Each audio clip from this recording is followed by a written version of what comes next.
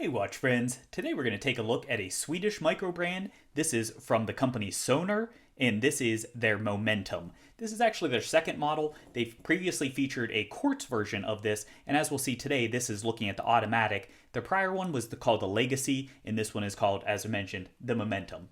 In case you missed it, we did recently feature unboxing. Do encourage you to check that out if you'd like to see more about the packaging. Comes with a nice box, a velvet pouch for it, and it comes with two available strap options, this Milanese that's on here, and then we'll take a look at a leather with deployment clasp as well. This does come with a 2-year warranty. Getting into the specs, this one, because it's a rectangular shape, will have a little more to cover here than normal. This case width on this, from roughly the 3 to 9, is going to be 37 millimeters.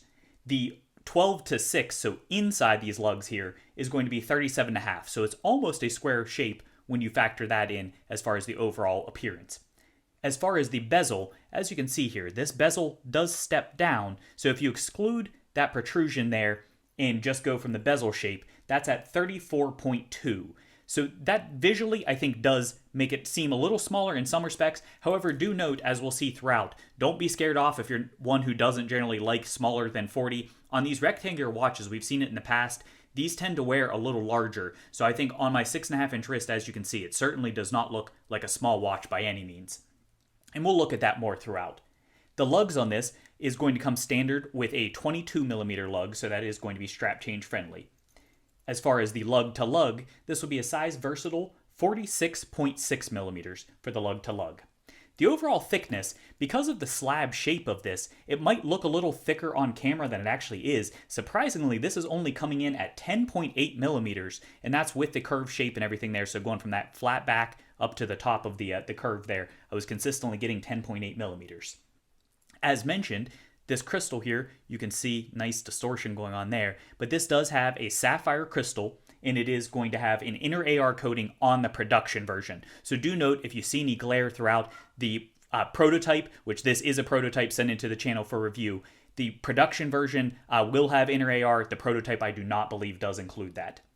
As for the movement, this is coming with a Miyota 9039 movement, which if you're familiar with the 9015, the 9039 is basically the no-date version of that. So you're going to have hacking, hand winding, high beat, decent power reserve, everything you could want there in a fully spec'd watch, which this, I'm going to spoil it, is only coming in at $200 right now. It's live on Kickstarter as of time of publishing. That price, I mean, to me is pretty crazy. I've never seen a Miyota 9015 that cheap, so that's pretty excellent there as well.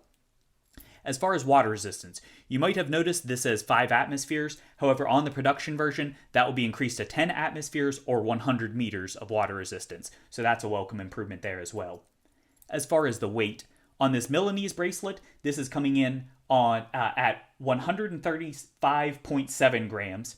On the strap option, which this is a preview of this strap here, on this strap, it only comes in at 96.1 grams, so that does significantly slim down the weight. Now let's go ahead and look more into the characteristics of this watch. First, the available colors. We're looking at the green today, but there is also a black, a white, and a blue dial version available. Additionally, some of those do come in different case options. You can get the black, I believe, with a gold case. You can also get the black with a brushed case for that. So you have lots of different choices that are available, and again, all at that very compelling price point. The dial on this one, you might have noticed, does have a very pronounced but tastefully done sunburst pattern. I like that. At the 12 o'clock position, you'll notice that it does have the Söner logo there, and that is printed. Down at the 6 o'clock is the only other text on the dial, and that's where it just has the name tastefully done again with Momentum. So I think it keeps clean to the overall dress appearance of the watch. In the outer perimeter, you might have noticed that does not have individual minute or second marks, so you will be going for rough approximations, but it does have your 5-minute markers applied. Shifting to the hardware, this does have rectangular hands, and that goes consistently with not only the overall case shape, but it does go consistent with the markers as well. Do note on the production version, the hands will potentially be increased and the markers will be increased in size slightly. The second hand, you might have noticed, does have an arrow out towards the tip there, which I think is a nice touch and is consistent with the dress theme again. For the markers, this does have applied markers all the way around. It is going to have larger markers at the 12, 3, 6, and 9 position. And again, those will be kicked up. All of the smaller 5-minute increment markers there are going to have still a largely rectangular shape to them. However, they are angular cut to go consistent and have a nice flow as you go around. As for the loom footage here, as you can see, on this prototype is a little bit underwhelming. It does fade quickly and it doesn't glow very brightly. I would say in real world usage, it's really not going to be loomed for you as far as application. However, do note on the production version, they plan to improve that and make that C3 loom. I will talk about that further as we get into the critique section, because I do have some feedback on that piece. Shifting over to the bezel, as already mentioned, the bezel here, it is going to be a nice curved slope for it, consistent with the overall case shape. Additionally, it does have full polishing, which is true of the case as well. In between, you can see that it does step down for the lugs, so it really kind of frames the overall for the crystal and for the shape of the watch. Shifting over to the case, you can see along the side, it is going to be, again, full polishing all the way around.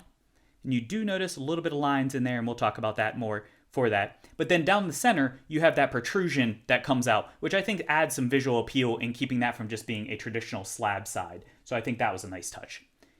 Additionally, you might have noticed the case shape is, I can't really call this downturned lugs, it's actually the entire case is kind of a flowing swoop to that. So it certainly does have downturned lugs, sits just slightly proud of the case back for that, but the overall you can see on the top and bottom has that nice flowing swoop to it. On the crown side, you can see this does not have any true integrated crown guard, though you can notice there the way that it's cut in and the way that that hits sort of almost serves like an integrated crown guard along the side there. But as you can see, it does stick out proudly there. The crown itself is going to be coming in at 5.3 millimeters, which you might be thinking is a little small, but I have not found it to be hard to grip at all, especially because there's nothing in the way and it has that nice square shape to it, so you can get easy traction and grip on that. As you might expect for a dress style watch, this is going to be a push-pull crown. I assume that that's going to carry over to the production version despite the increase on the water resistance. They did not make any note about that changing. You might have noticed this crown here is unsigned on this prototype, however it will be a signed crown, so they're going to carry that logo forward on the production version. Shifting over to the case back, as we already looked at, this case back here, this is held in with screws all the way around, so this is not a screw-in case back, it actually has screws around the perimeter. And as you can see, it's going to be a vertical brush for the finishing there. And this text on the back here, this actually reminds me the way that's applied of like an old school vintage pocket watch type engraving there, so I think that's pretty neat. Looking at the bracelet, as mentioned, this is a Milanese bracelet, and this is one of the two options that's available. I have found overall, the Milanese, as it fits here, you can see there is a little bit of wiggle at the lug, so it does make for some gapping there where it can look at times uneven. But overall, I found this to be a decent quality for it. I did have some problems with the clasp of the retention here, but with a little squeeze on that, I was able to get that where it holds and goes consistent there. But let's go ahead and actually pop that together. If we can do this on camera here. As you can see, nice clean overall appearance for that. So that's, I think, a pretty nice option in keeping with the dress theme. The bracelet, the Milanese, does not have any taper to that. Shifting over to the leather strap option, the leather strap, as well as actually neglected to say, the Milanese also does have quick release spring bars on the back there. The Milanese is going to not only come with quick release spring bars, but it does actually include a deployant clasp as well. This is what I would describe as being kind of a faux alligator texture for that. For the hardware on the deployant clasp, it is going to be a polished, and as you would expect for a butterfly clasp there, it is going to have double pushers, so you pop that open. It does fold out relatively smoothly for that.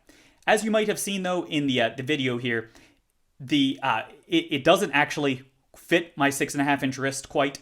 So unfortunately, I was not able to really actually wear this one around too much other than getting video footage. So I can't really report too much in feedback, and I don't personally use leather, so that's not too big of a deal for me.